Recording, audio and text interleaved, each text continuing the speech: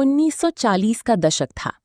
दूसरे विश्व युद्ध के बाद की टूटी हुई दुनिया और न्यूयॉर्क की एक बेहद ठंडी रात। सड़कों पर बर्फ जैसी हवा चल रही थी। हर तरफ अंधेरा, सन्नाटा और संघर्ष था। उसी शहर में एक आदमी अपनी जिंदगी से पूरी तरह हार चुका था। उसके पास न घर था, न पैसा, न कोई उम्मीद। रहने के लिए बस एक दोस्त का छोटा सा कमरा था, जहां उसे ठंडी और सख्त फर्श पर सोना पड़ता था। उसके नीचे बर्फ जैसी ठंडी जमीन थी और ऊपर एक पतला सा पुराना कंबल। हर रात फर्श की चुभन उसे उसकी गरीबी का एहसास कराती थी। वो आदमी अक्सर रातों में चुपचाप रोता था, क्योंकि उसे लगने लगा था कि शायद उसकी जिंदगी अब कभी नहीं बदलने वाली। लेकिन उसे बिल्कुल भी अंदाजा नहीं था कि कुछ ही दिनों में उसकी पूरी दुनिया बदलने वाली है। एक दिन उसकी मुलाकात हुई महान रहस्यवादी नेविल गॉडार्ड से। नेविल गॉडार्ड लोगों को ये सिखाते थे कि इंसान की कल्पना उसकी जिंदगी बदल सकती है। उन्होंने उस आदमी की हालत देखी और उसे एक अजीब सी सलाह दी। उन्होंने कहा, आज रात जब तुम उस ठंडी फर्श पर लेटो तो खुद को गरीब मत समझना।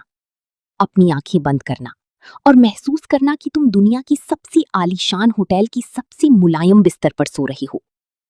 उस बिस्तर की नरमी महसूस करो, उस कमरे की खुशबू महसूस करो। ऐसे महसूस करो जैसे ये सब अभी सच में हो रहा है। सुनने में ये बात पागलपन जैसी लग रही थी, लेकिन उस आदमी के पास खोने के लिए कुछ भी नहीं था।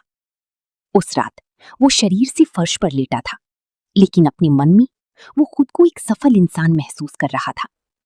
उसने पहली बार अपनी गरीबी नहीं, बल्कि अपनी सपने को महसूस किया। और फिर वो हर रात ऐसा ही करने लगा। धीरे धीरे उसके अंदर कुछ बदलने लगा।